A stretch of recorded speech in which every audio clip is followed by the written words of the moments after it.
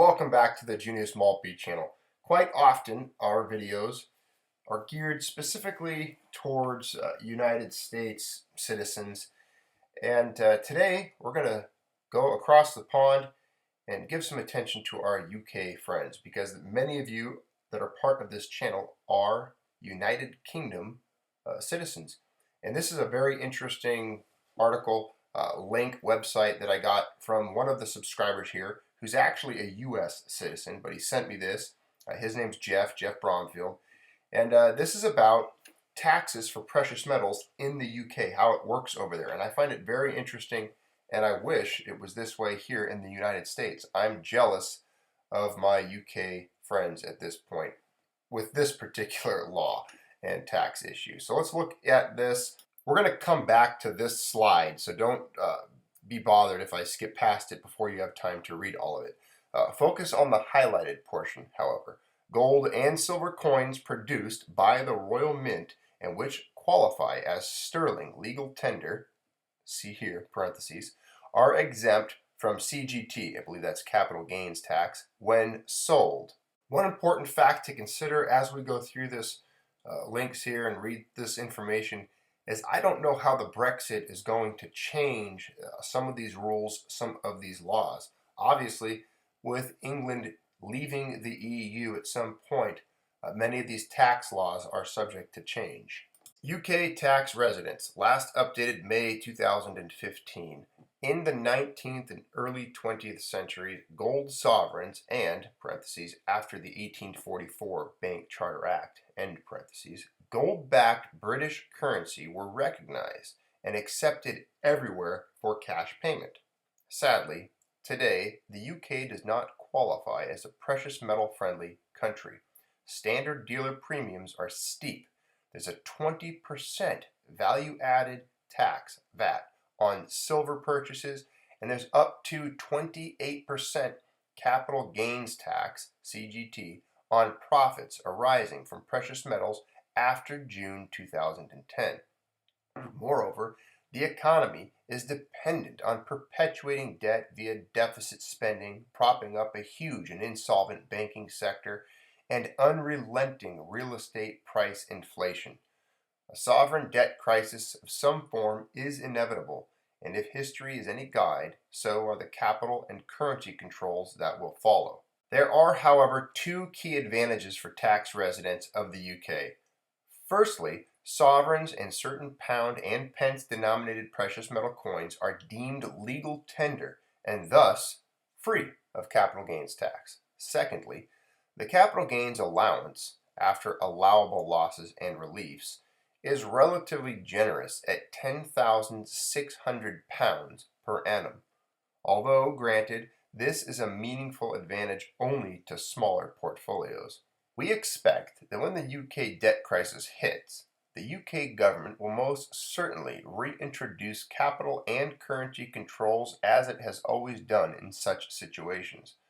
The present British pound currency will be devalued and taxation and control of precious metals will increase.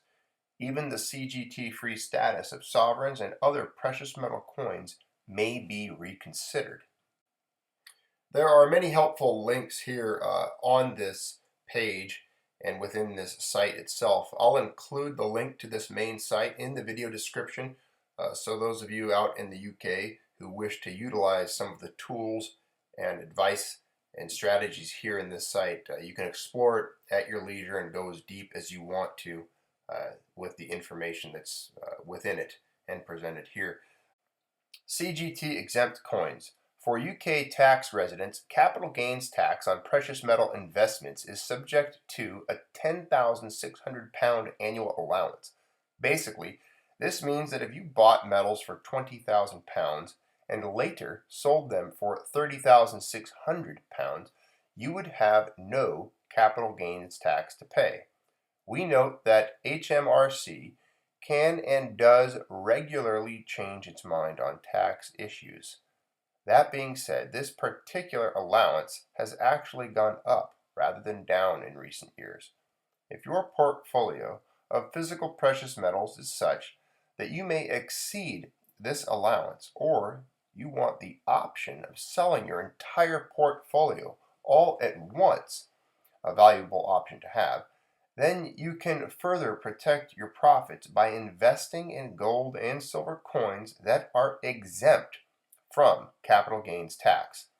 Gold and silver coins produced by the Royal Mint and which qualify as sterling legal tender, see here, are exempt from capital gains tax when sold. This includes the sovereign from 1837 onwards, and silver and gold pounds and pence coins of various series, sizes, and denominations. The following table outlines coins that qualify. Be aware that many Royal Mint coins share the same denomination, but can have widely varying actual gold content, AGW, and actual silver weight, SW.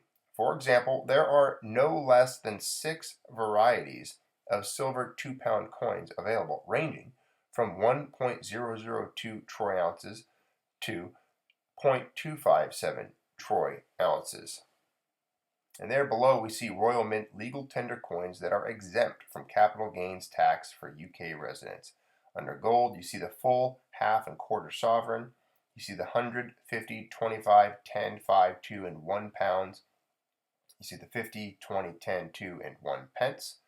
And then under silver, we see the 10, 2, and 1 pounds, the 50, 20, and 10 pence, and then all pre-1947 silver sterling coinage. Buy silver in Europe. Premiums for gold coins and bars are only slightly lower in Europe compared to the UK, and dealers in the UK will offer discounts on premiums for buying in bulk. For example, we have seen premiums of 2% above spot for buying 10 1-ounce gold Krugerrands. Where UK gold buyers may come out ahead is by buying on a visit to Hong Kong, where premiums can be ultra low. Silver, on the other hand, can be bought notably cheaper in Europe than in the UK due to generally lower premiums. In our 2013 survey of 4 UK dealers, the average ask premium for 100 1-ounce silver Britannias was 30%, and this is before the 20% value-added tax added on top. Of particular interest to UK tax residents is the strategy of buying capital gains tax-free silver 2-pound coins, also known as the Britannia, in Europe and bringing them back to the UK. This can be done by courier or transporting it yourself. In Germany, 3 dealers reported an average ask premium of 16.1%. See the table below. Shipping with full insurance would be around €50, and there are no custom duties payable. In addition, no sales tax or import VAT is payable because German VAT is included in the coin's price. The only snag is if the German dealer has exceeded their EU-mandated foreign delivery quota, although this can be circumvented by picking up in person.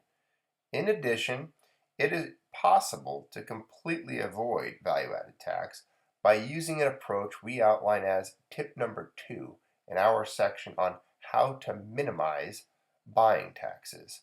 That section contains other buy-side tax saving tips, most of which are applicable to UK tax residents. And here is a list of ask premiums for 1-ounce silver coins and bars. You can see that the 3 columns represent the purchase of 1 or 10 or 100 of the particular items. Changing your tax residency, foreign property. Owning foreign real estate is a great approach to changing your country of tax residency. For example, retiring, studying, or working from your German, Swiss, or Hong Kong property for about a year will qualify you to avail of the precious metal friendly CGT rules in those countries.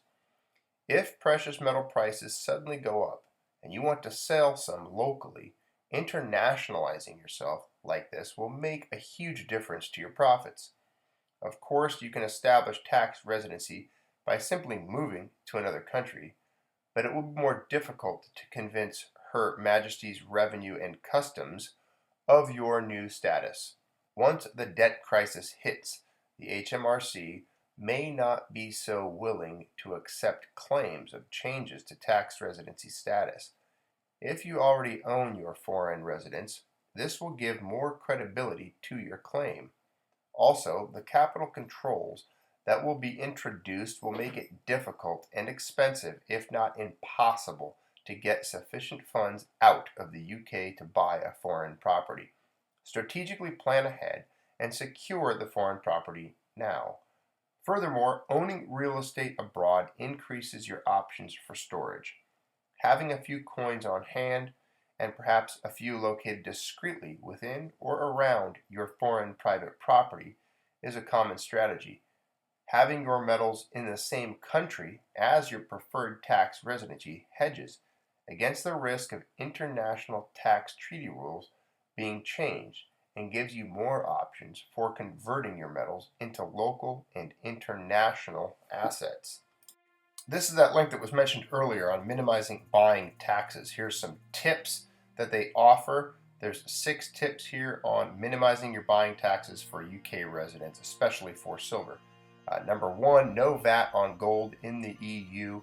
In 2006, the European Commission helpfully passed a directive creating a special tax exemption for investment gold, Directive 2006/112/EC. Investment gold was defined as bars or wafers of weights accepted by the bullion markets and of a purity equal to or greater than 99.5%. Also, gold coins of a purity equal to or greater than 90%. Those minted after 1800 and those that are or have been legal tender in the country of origin.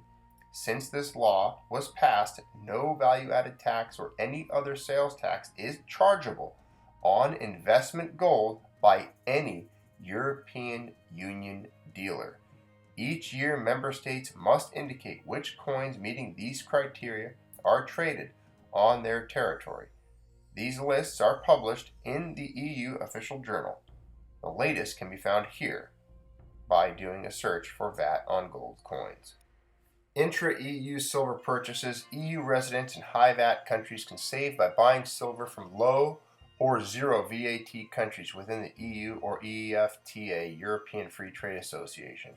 In particular, EU residents can buy silver in Estonia or Norway and avail of the 0% VAT rate on silver. Switzerland, 8% VAT rate on silver, is part of the EFTA, so this tax-saving technique applies there also. The key to this technique is that the silver is delivered within the same country as purchased and is then shipped out by the buyer as non-commercial goods. As long as the contract is settled with the foreign dealer or their local agent and shipped separately by the buyer, no import duties or taxes are payable at the buyer's home country, EU border. Picking up your metals in person is also a nice excuse for a mini holiday. If you wish to pause and read through these other tips, go for it. Here's tip 3, use of bailment service. Tip 4, visitor sales tax and VAT refunds. Tip 5, VAT margin schemes. And the last one, tip number 6, is avoiding the VAT on eBay or at auctions. All right, my UK brothers and sisters, I hope you appreciated this video and you find it useful. Other viewers from all over the world, I hope you also found it somewhat interesting in a way to look at a different country's tax structure and how they treat precious metals. I'm going to look for a site similar to this that might have information for us here in the United States. I understand it somewhat, but there are vague and changing laws regarding U.S. gold and silver coinage and how U.S. gold and silver coins that are struck by the U.S. Mint relate to our taxes here in the United States. So stand by for that in the future. Hope you guys found this interesting. Thanks for tuning in and being part of the Junius Maltby channel. Always appreciate you guys being here and your comments and discussions. Thanks again. Have a good day.